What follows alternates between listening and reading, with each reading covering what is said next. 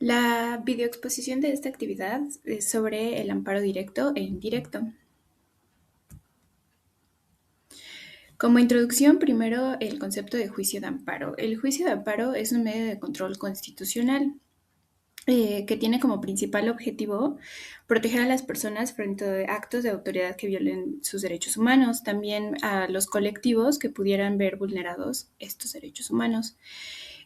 Contra actos de autoridad, pero también puede hacerlo contra particulares en las situaciones en las que un particular lleva actos que se asemejan a los de a una autoridad. Por ejemplo, las universidades y escuelas, cuando retienen evaluaciones, certificados de estudios o cualquier tipo de certificado equivalente por una falta de pago o colegiatura, está vulnerando el derecho a la educación de el estudiante o la persona a la que esté afectando. Entonces, es uno de los supuestos bajo los cuales también podría proceder un juicio de amparo. Entonces, es contra actos de autoridad o bien, en algunos muy específicos casos, contra actos de privados.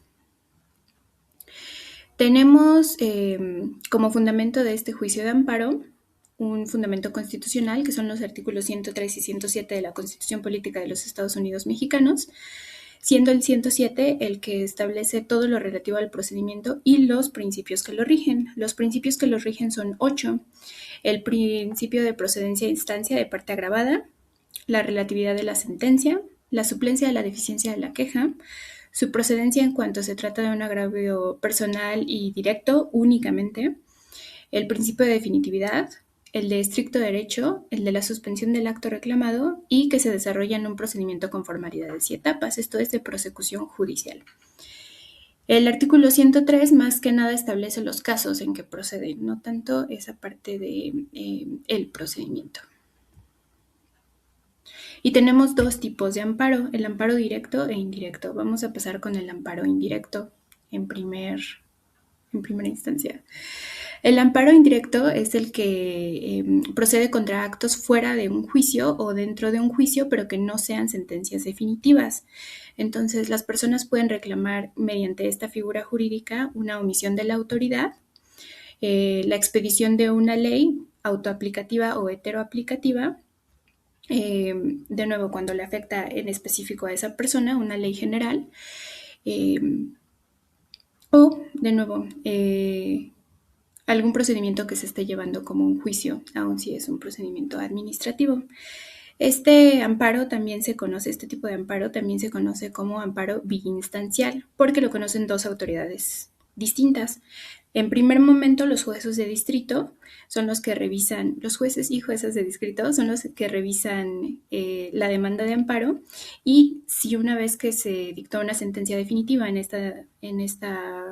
con esta primera instancia, después de la audiencia constitucional, y la persona quejosa sigue en desacuerdo con la resolución a la que se le está dando, es que puede pasar ante un tribunal colegiado de circuito que tiene la facultad para revisar esta sentencia y confirmar u ordenar confirmarla u ordenar que se le dé una resolución distinta a la que anteriormente fue señalada.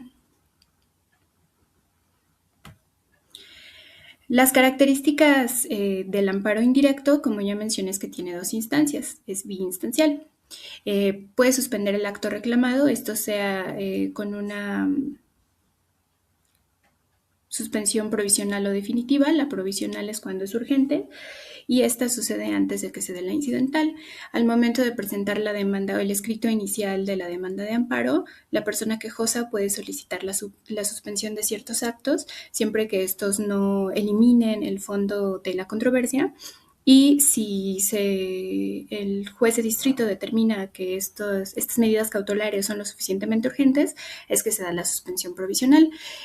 Por el otro lado, se tiene la suspensión definitiva, que se dicta después de que se lleva a cabo la audiencia incidental. Tenemos dentro del juicio de amparo indirecto una audiencia incidental y una audiencia constitucional. Entonces, es después de esa audiencia constitucional que se puede dar este otro tipo de suspensión.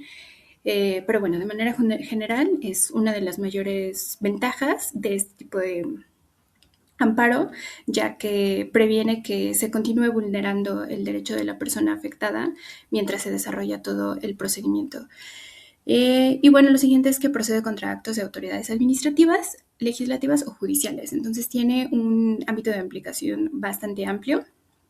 Administrativa, por ejemplo, en casos en que de nuevo se está dando una resolución que afecta a esa persona de parte de, por ejemplo, un órgano desconcentrado de la administración pública.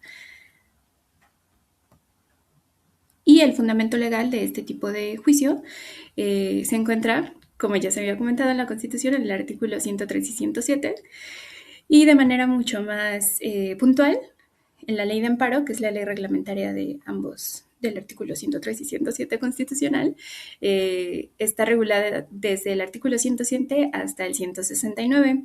En todos estos artículos define los supuestos específicos de procedencia, que son las causales de procedencia, define también los plazos para interponer la demanda, la substanciación del juicio y la audiencia constitucional.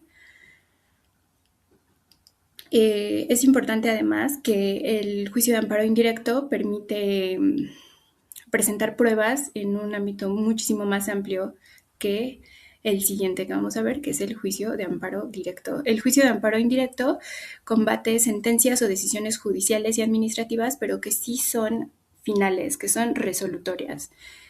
Entonces, de nuevo, indirecto no dan fin al juicio, y el directo sí es contra sentencias resolutorias. Por lo mismo, se considera que este tipo de juicio, de amparo, es extraordinario. Entonces, y bueno, por lo mismo es que este es un medio de impugnación extraordinario, es uninstancial, a diferencia del juicio de amparo indirecto, porque únicamente conoce de él el tribunal colegiado de circuito. Ya no es este proceso de juzgado de distrito y luego tribunal colegiado, es directamente con el tribunal. Adicionalmente, este solo revisa cuestiones constitucionales y, de nuevo, procede contra sentencias definitivas.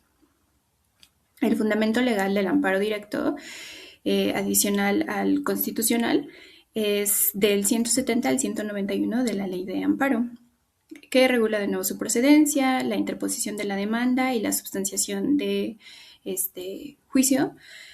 También tiene la posibilidad de suspensión, pero es muchísimo más restringida que el caso del amparo indirecto. Y bueno, las diferencias entre amparo directo e indirecto, como ya las fui mencionando, pero para recapitular, sobre todo, vamos a ver si se puede, se refieren a los actos que son reclamables. Para el amparo indirecto pueden ser normas generales, de nuevo ya sea autoaplicativas o heteroaplicativas, actos fueros de juicio, actos dentro del juicio pero de imposible reparación, omisiones, actos de ejecución. En cambio, en el caso del amparo directo son sentencias definitivas, laudos y resoluciones que ponen fin al juicio. El amparo indirecto exige agotar recursos ordinarios, salvo excepciones muy específicas, que son los actos prohibidos por el artículo 22 de la Constitución Política del Estado de México, como la de la Constitución Política de los Estados Unidos Mexicanos, como la deportación.